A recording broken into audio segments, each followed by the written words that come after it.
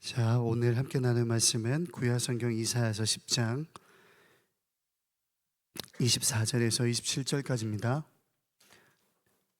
이사야서 10장 24절에서 27절 한 절씩 교독하시고 27절은 함께 읽겠습니다. 이사야서 10장 24절에서 27절, 제가 24절 읽습니다. 그러므로 주 만군의 여호와께서 이르시되 시온에 거주하는 내 백성들아, 아수르가 애굽이 한 것처럼 막대기로 너를 때리며 몽둥이를 들어 너를 칠지라도 그를 두려워하지 말라. 내가 오래지 아니하여 내게는 분을 그치고 그들은 내 진노로 멸하리라 하시도다.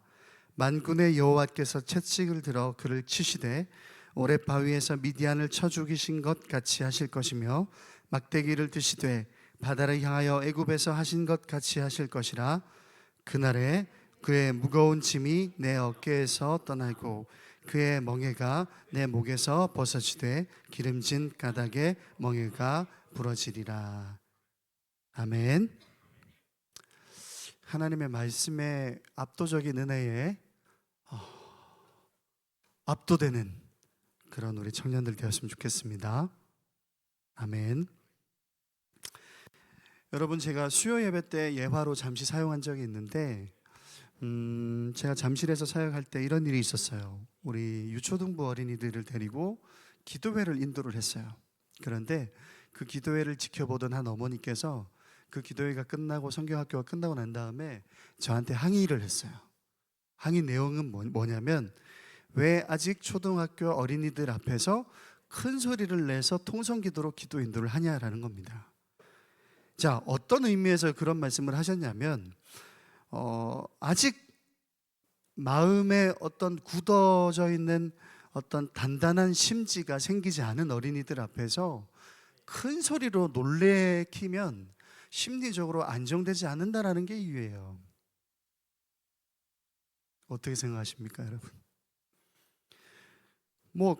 그래요. 내가 2살, 3살 영화 애기들을 데리고 그랬으면 혹시라도 그 말이 조금 이해가 될 만도 하지만 4학년, 5학년, 6학년 이런 친구들 한 20명 모아놓고 통성기도로 기도를 인도를 했는데, 그렇다고 제가 기도회를 인도하면서 압박하면서 윽박 지르면서 표정을 굉장히 일그러뜨려 가지고 잡아먹을 듯이 기도회를 인도한 게 아닌데, 여러분, 이 세상의 모든 이치, 그러니까 심리학이든 인문학이든 수학이든 과학이든 이 세상 어떤 이치보다 앞서시는 분이 하나님이신 줄 믿습니다. 근데 하나님이 이 세상의 모든 법을 왜곡하고 무너뜨리고 파괴하는 방식으로 앞서 나가는 게 아니라요, 이 세상의 주인이시고 모든 법의 제정자이신 줄 믿습니다. 여러분, 어린이들이 맞아요. 심리학적으로 보면 아직 마음이 여리여리한 친구들 앞에서 큰 소리를 치면서 설교를 한다거나 기도회를 인도하면 심리적으로 압박을 느낄 수 있어요. 그래요, 오케이. 그렇지만 그 영혼을 만지시는 분은 하나님이시잖아요. 여러분, 마가복음 4장 41절에 보면 이런 말씀이 있습니다. 그가 누구이기에 바람과 바다도 순종하는가? 예수님의 제자들이 예수님께서 바람과 파도와 이 바다를 잠잠하게 하시면서 풍랑을 멈추게 하니까 제자들이 놀라서 하는 말이에요. 도대체 이분이 누구시기에? 물론 자기들이 제자로서 예수님을 따라다니고는 있었지만, 물론 예수님께서 죽은 자를 살리시고 병든 자를 고치시고 기적을 보았지만, 야, 어마무시하다. 진짜 파도와 바람과 바다도 주님의 말씀에 순종하는구나. 여러분, 여러분이 믿으시는, 여러분의 구세주 되시는 예수님이 누구신지 아세요? 모든 법의 제정자이십니다. 아침에 태양이 떠오르고 서쪽으로 해가 지고 예배 시간에 딴짓하는 사람들의 마음 집중 안 하고 핸드폰 꺼내려고 또 하지 마세요. 자, 예배에 집중하세요.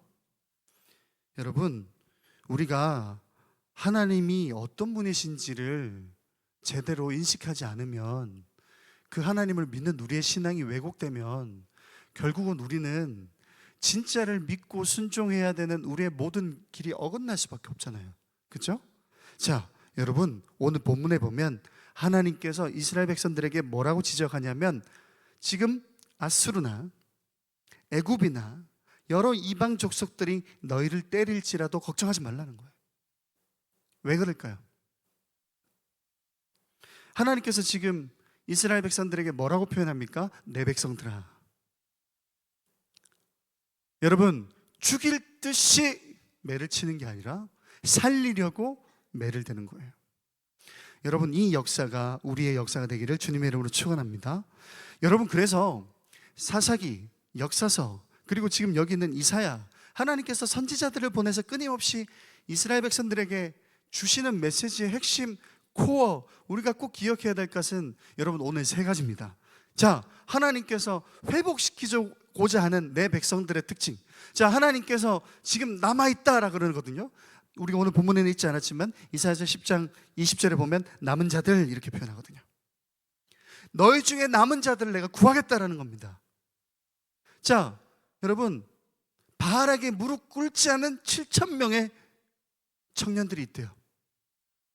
자, 우상 숭배하진 않은 하나님의 자녀들이 남아있대요. 여러분, 하나님 아버지께서 지금 부르시는 이 시대에 하나님께서 정말 남기고자 하는 남아있는 사람들은 어떤 사람들인가 라고 하는 겁니다. 자, 그 특징이 여러분 세 가지인데요. 여러분, 이 말씀이 우리에게 정말 도전이 되는 말씀이 되기를 주님의 이름으로 축원합니다. 첫째로는요, 여러분 구약 성경에서 보면 하나님께 순종하지 않는 자들의 모습을 면면들이 보면 그들에게 갱생의 희망이 있습니까? 없습니다. 하나님께서 지금 남은 자들을 부르시겠다고 하는데 그 남은 자들 또한 마찬가지입니다. 여러분, 우리는 꼭 무엇을 기억해야 되냐면 우리는요, 갱생의 여지가 1도 없는 사람들입니다. 무엇이 아니면, 하나님의 은혜가 아니면 갱생의 여지가 1도 없는 사람들을 하나님께서 부르세요. 하나님께서 기대하는 이 시대의 영성이라는 게 바로 이거예요. 하나님이 아니면, 하나님의 은혜가 아니면 나는 절대로 바뀔 수 없다라는 것을 하나님의 은혜로 깨닫는 사람을 하나님께서 찾으세요. 그래서 내가 살아있으면 하나님의 온전한 자녀가 될 수가 없습니다. 저는 개인적으로 20살 이전에도 마찬가지였지만 20살부터 30살까지 내 인생을 돌아다 보면 정말 찌질한 한 남자의 인생이다 이렇게 생각합니다. 제가 여러분에게 이런 고백을 자주 할 수 있는 건 아니지만 제가 합동교단에 중고등부 한 2,000명, 3,000명 되는 청소년들을 이렇게 있는 그런 집회 장소에서 찬양 싱어로 섬긴 적이 있어요. 근데 그때 그 수련회 일주일 내내 메인 테마송이 제가 작곡한 곡이었어요. 그런데 제가 작곡한 곡을 여기 앞에 있는 2,500명, 3,000명 되는 청소년들이 막 뛰면서 찬양하잖아요. 그러면은 기분이 어떨 것 같아요? 좋죠. 그죠? 그런데 그렇게 즐겁고 행복하게 예배드리는 저의 모습도 있었지만 밤에 집회 드릴 때 기도회 할 때는 펑펑 울었어요. 펑펑 울었어요. 너무너무 슬퍼서 울었어요. 왜 울었을까? 민구가 내가 왜 그 2,3,000명 앞에 청소년들을 앞에 두고 슬픈 찬양을 하고 회개 찬양을 하고 막 기도회를 하고 있을 때 펑펑 울기만 했을까? 왜 그랬을 것 같아요? 제가 전제했죠. 찌질한 한 남자의 인생이라고. 거기 청년은 한 명도 없었어요. 청소년 2,500명, 3,000명이라고 이야기를 했는데 내 말을 잘 안 듣고 있구나. 자, 집회 들어가기 전에 여자친구랑 헤어져가지고요. 찌질해요, 여러분. 우리 인생은 너무나도 찌질해요. 예배드리는 예배 장소에서 심지어 제가 작곡한 노래로 여기 앞에 앉아있는 청소년들이 열심히 찬양하고 뜨겁게 예배하고 있는데 그게 눈에 들어오지 않아요. 네, 이별의 메시지에 펑펑 울기만 했습니다. 그 당시에 저와 함께 있었던 다른 다른 멤버가 지금 현 와이프인 제 아내에게 그 사실을 다 일러 바쳤어요.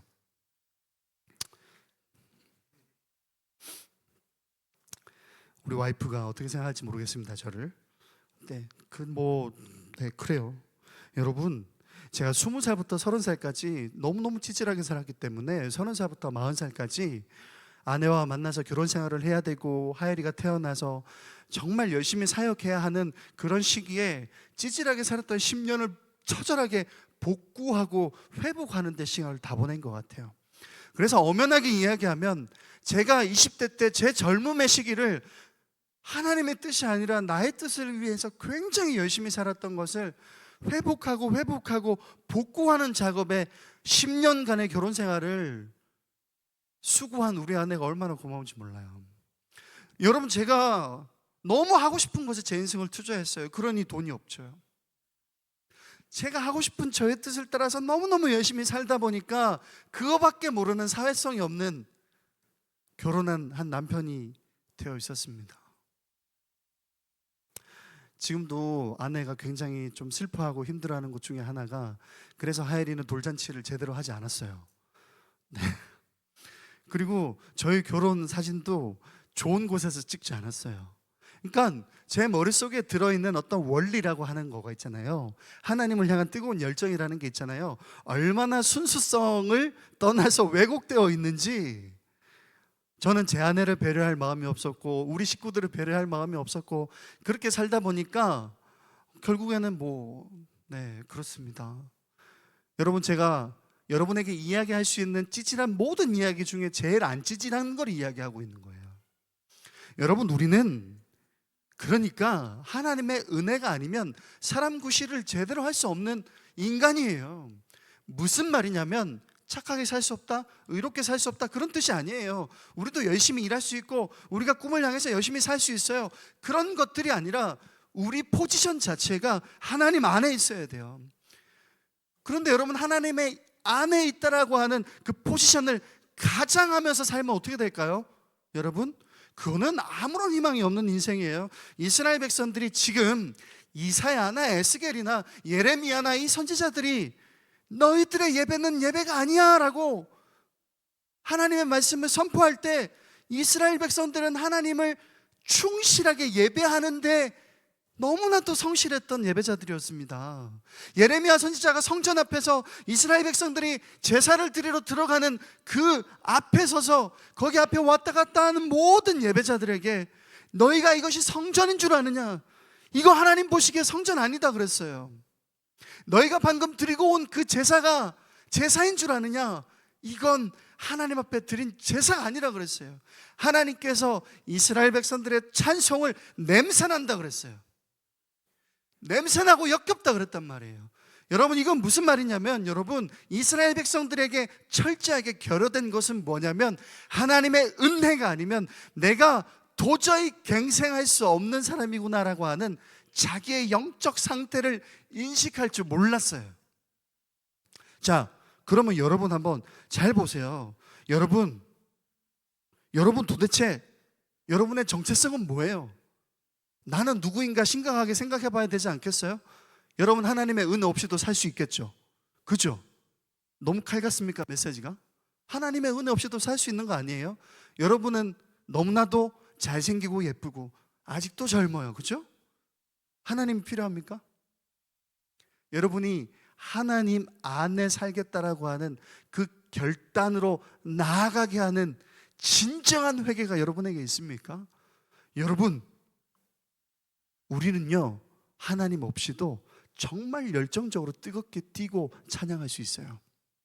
제가 얼마 전에 그 싸이 흠뻑쇼 우리 동네 의정부에서 공연한 거, 나팔바지라고 하는 곡 처음 인트로 들어가는 그 영상, 한 4분, 5분 정도 되는 영상을 봤어요.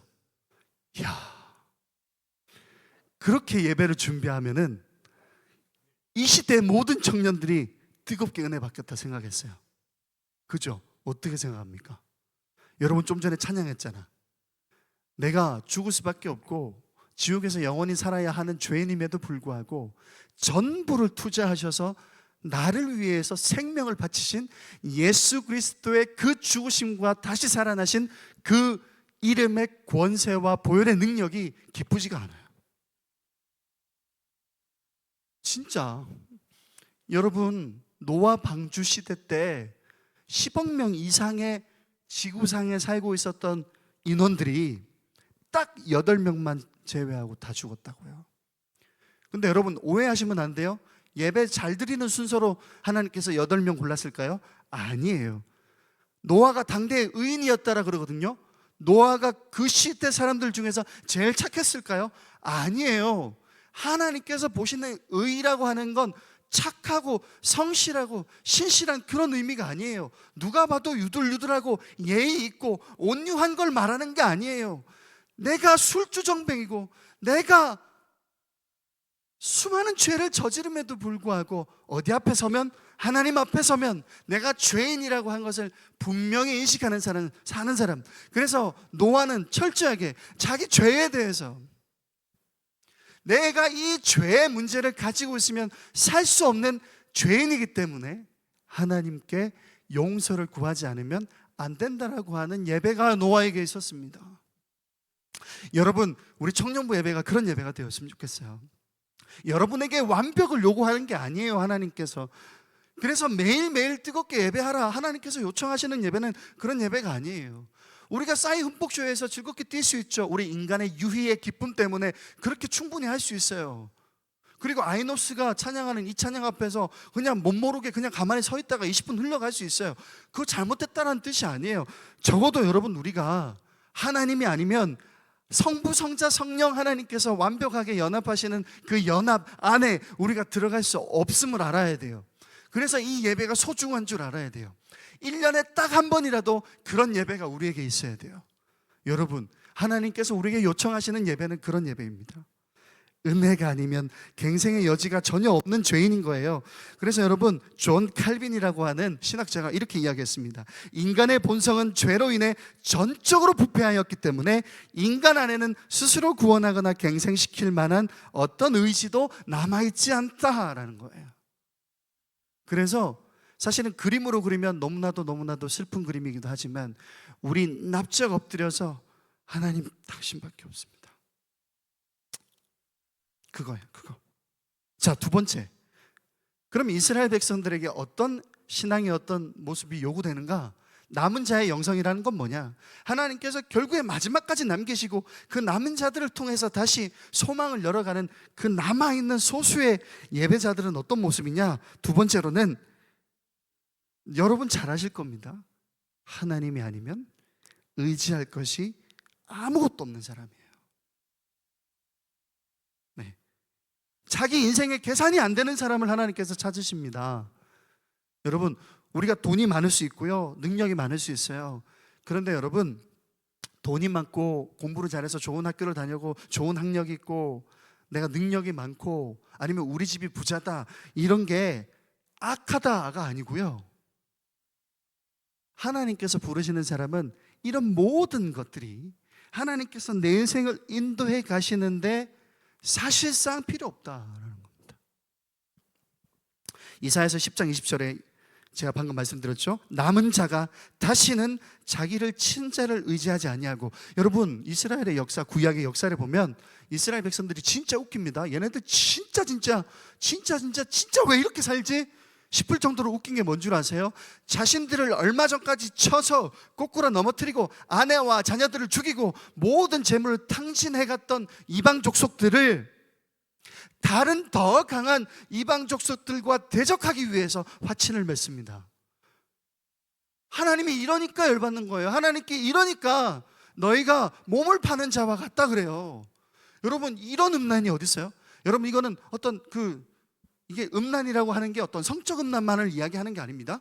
하나님을 바라보지 않는, 이 하나님을 향하지 않는 이 삐뚤어짐이라는 게 이렇게 처절하게 도저히 희망이 없어요, 이스라엘 백성들. 여러분, 여기 있는 청년들이 이스라엘 백성들의 역사로 되돌아가도 그렇게까지는 하진 않을 것 같아요.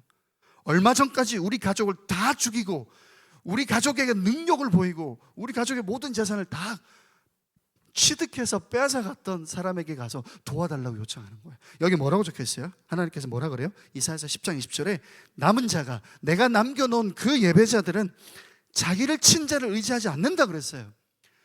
이스라엘 백성들의 계산은 이렇습니다. 우리를 쳤기 때문에 자, 쉽게 이야기하면 우리가 일제감정기 시대를 한 36년 보냈잖아요. 그럼 우리 머릿속에 무엇이라고 하는 잔상이 남아요? 적어도 이야, 일본은 너무 악독하게 우리를 침략해서 우리에게 너무나도 고통을 준 사람들인 건 맞지만, 야, 세계적으로 굉장히 잘 나가는 국가였네? 그렇게 말할 수 있어요, 우리가? 지금이랑은 조금 다르죠, 역사적 사실이. 여러분, 일제감정기가 끝난 직후에, 그죠? 일제감정기가 끝난 직후에 아직 이 상흔이 우리에게 남아있음에도 불구하고 우리가 직접 일본을 찾아가서 좀 도와주세요. 그럴 수 있어요? 물론 국가와 국가가 여러분 외교를 통해서 그런 일은 할 수 있습니다. 그걸 부정하는 게 아니에요. 제가 예시를 이렇게 들었지, 여러분 가족들을 능욕한 도적에게 찾아가서 다른 사람과 싸우기 위해서 그 사람의 힘을 빌려올 수 있습니까? 근데 인간 사회에서는 또 그럴 수 있다고 칩시다. 그럴 수 있어요. 그럴 수 있어요. 근데 여러분, 영적으로 신앙의 체계가 이렇게 무너진다는 겁니다. 여러분 잘 아시죠? 전승연, 정승연 말고요, 전승연이라고 하는 한 형제가 있었어요. 여러분, 이 간증은 여러분 많이 들으셨을 거예요. 내가 주인 삼은 이 찬양을 만든 이 형제가 의대를 다니고 있는데 예배 모임에서 눈물을 흘리면서 작곡해서 만들어서 고백했다라는 찬양이잖아요. 들어보셨나요? 그래서 들어보셨죠? 이 형제가 어릴 때 너무 가난하게 살아가지고 내가 좀 공부 열심히 해서 의사가 돼가지고 좀 이 가난하게 살았다고 지긋지긋하니 가난을 벗어나보고자 의대 진학했다라는 거 아니에요? 의대 진학한 게 악하다 그런 뜻이 아니라 자기 삶의 중심에 하나님이 없었다라는 걸 깨닫고 내가 주인 삼은 모든 건 내려놓고 라는 거잖아요. 후렴 가사가 뭡니까? 주사랑 폭풍 중에도 내 마음을 붙드신다는 거예요.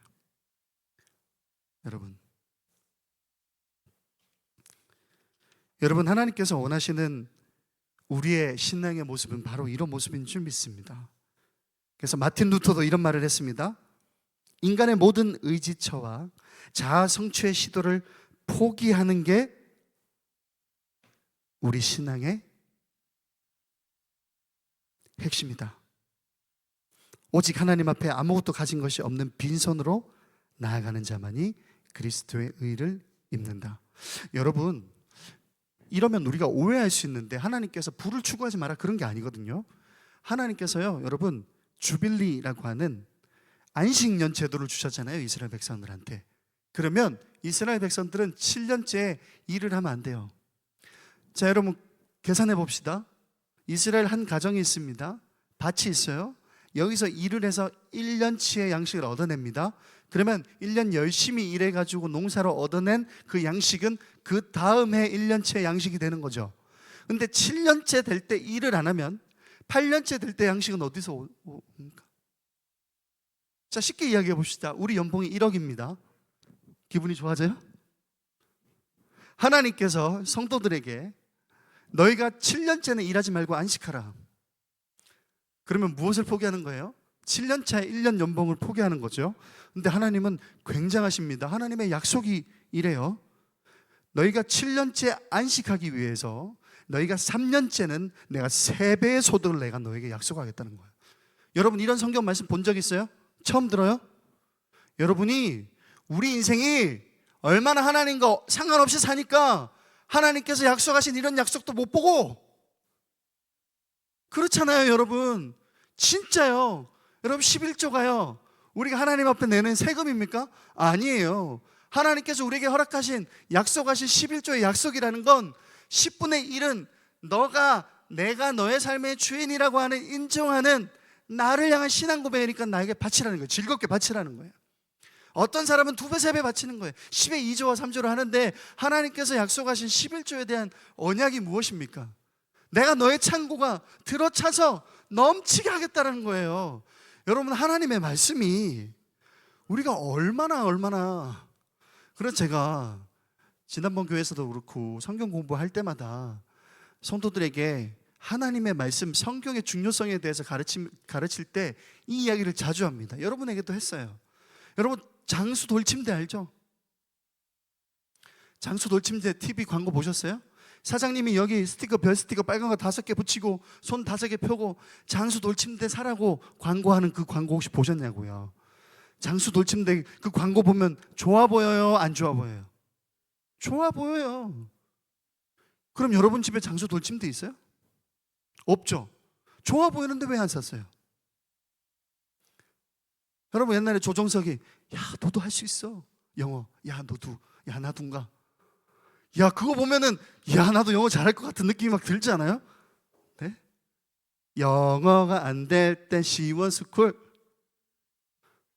좋은 줄 알면서 안 하잖아요. 그죠? 근데 여러분 제가 농담으로 하는 게 아니고요, 장수 돌침대 좋은 줄 알지만 안 사요.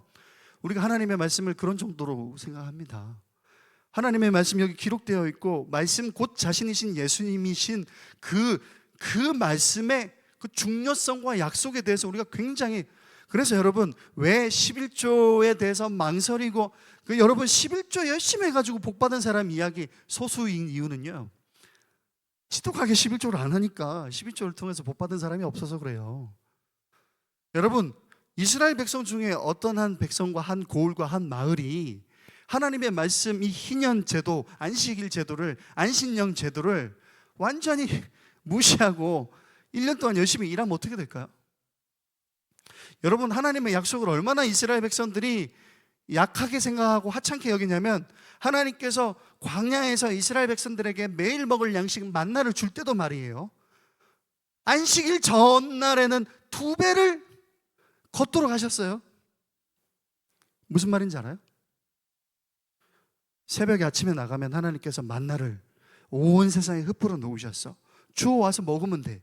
그게 우리 하나님께서 우리에게 주신 언약하신 약속인데, 걱정되니까 이스라엘 백성들이, 여러분 한국 사람들도 그럴 것 같아. 만약에 이 시대에 하나님께서 나타나셔가지고 내가 매일 아침 너희 집 문 앞에 100만 원짜리 돈 뭉치를 놔두고 갈 테니까 다 주워가라. 그러면 새벽 한 5시쯤 그런 일이 발생한다 치면 기가 막히게 우리 한국 사람들은 한 새벽 4시쯤 일어나가지고 옆집의 것까지 가져올 생각을 할까 안 할까? 여러분 그렇게 이스라엘 백성들이 만나를 2배 3배 걷어가잖아요. 안식일 전날이 아님에도 불구하고 2배 3배 걷어가잖아요. 다 썩었어요. 남겨놓은 거 하나님께서 다 썩였단 말이에요. 야 너희 내 말을 그렇게도 신뢰 못하냐는 겁니다. 그래서 여러분 본회포라고 하는 목사님이 이런 말씀한 적이 있어요.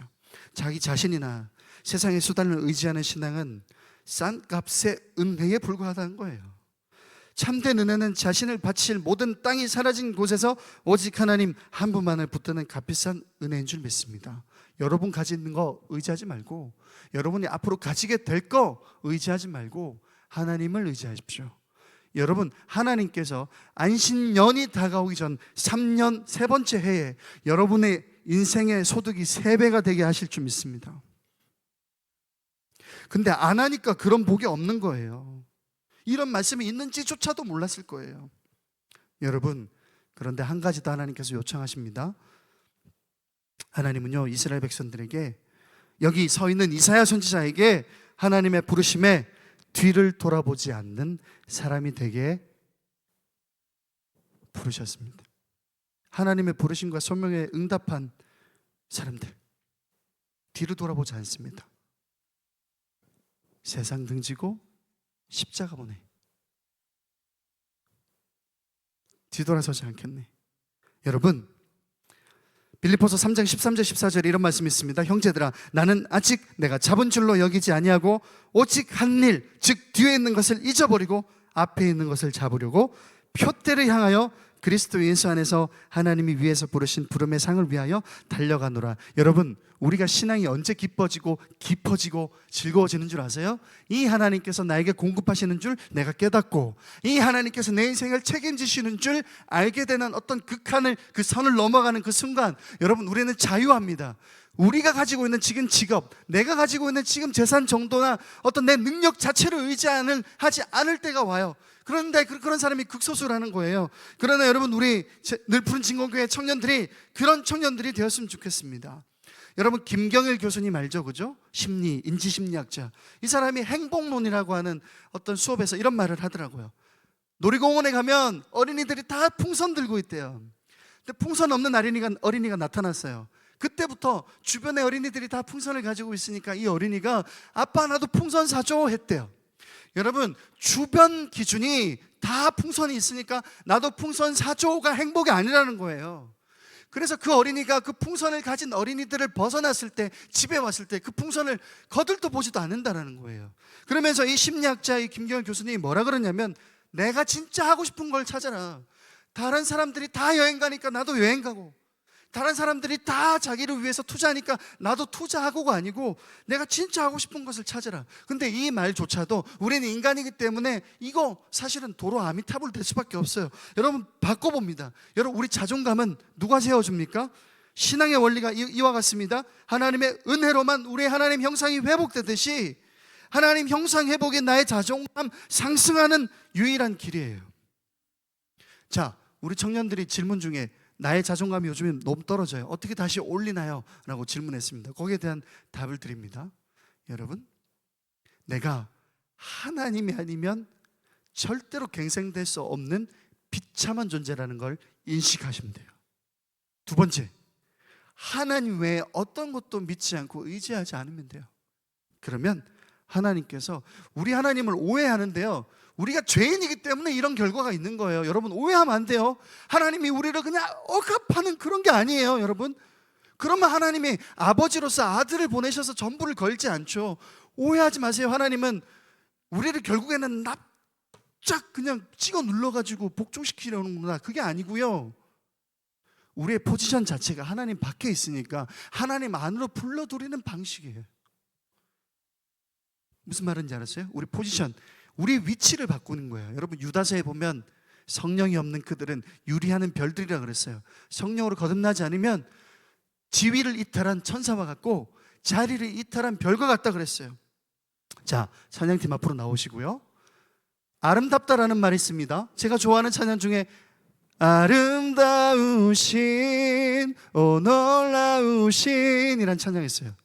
오늘 우리가 지금 이제 설교 마무리 찬양할 찬양도 우리 아이노스가 마지막으로 네 번째 불렀던 찬양, 주의 아름다우심은 말로 다 표현할 수 없고, 아름답다라는 그 언어가 무슨 뜻이냐면 가장 나답습니다 라는 게 아름답다라는 뜻이래요. 무슨 말인지 알아요? 하나님께서 만드신 최초의 나의 모습이 가장 아름다운 거예요. 그걸 회복하는 거예요. 여러분, 하나님께서 아름다우십니다, 주의 아름다움이 놀라우십니다 라는 말은 하나님이 하나님으로 인정될 때 아름답다라는 말이에요. 하나님이 창조세계에서 하나님이 정말 창조세계의 주인이십니다 라는 것을 누가 알아요? 자연세계가 알지. 그러니까 인간 빼고는 모든 자연세계가 하나님을 찬양하는 거 아니에요.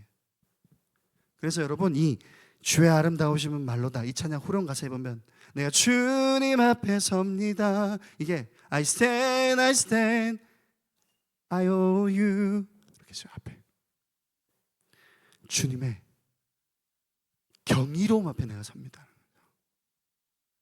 자, 여러분, 그래서 요즘 청년 살아가는 동시대의 수많은 경쟁자들 중에서 내가 뒤처진 것 때문에 자존심 상해하지 말고, 어떤 것 때문에 자존심 상해해야 되냐면 하나님께서 남겨놓으신 백성들 중에 내가 뒤처지지 않는 것 때문에 자존심 상해하셨으면 좋겠어요. 제가 다시 한번 광고하지만 이 자존감이 높아지는 방법이 있습니다. 4만 원 들고 청년부 수련회 오세요. 여러분 보면 자, 참 답답합니다. 여러분, 제가 늘푸른 진공교회에서 월급을 받으니까 저의 진심이 안 보입니까? 여러분이랑 나랑 무슨 상관이에요? 정말 울고 싶어요. 수련회를 못 오는 환경, 그런 걸 탓하는 게 아닙니다. 여러분, 시간 되면 부끄러움 벗어버리고 여기 친한 사람 없는 거, 그것도 상관없어요. 여러분, 여기 오면 혹시 내가 여기에 매일 것 같은 그런 어떤 부담감 다 버려요. 그냥 예수님 만나러 옵시다.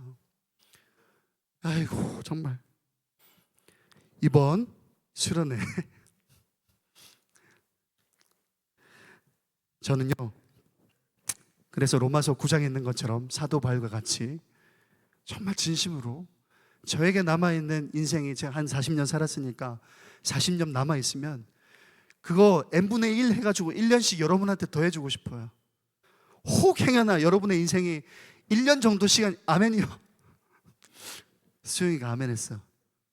여러분이 인생을 살아가다가 한 1년 정도 모자라가지고 하나님 나라 못 가면 하나님 그때 얘네들한테 1년씩 보태주세요 하고 지금 그만 살고 싶어요, 진짜로. 여러분, 저는 그렇게 안 보여도 여러분을 지극히 사랑합니다. 그러니까 제발 수련회 오세요. 할렐루야. 자, 우리 찬양하면서 결단합시다.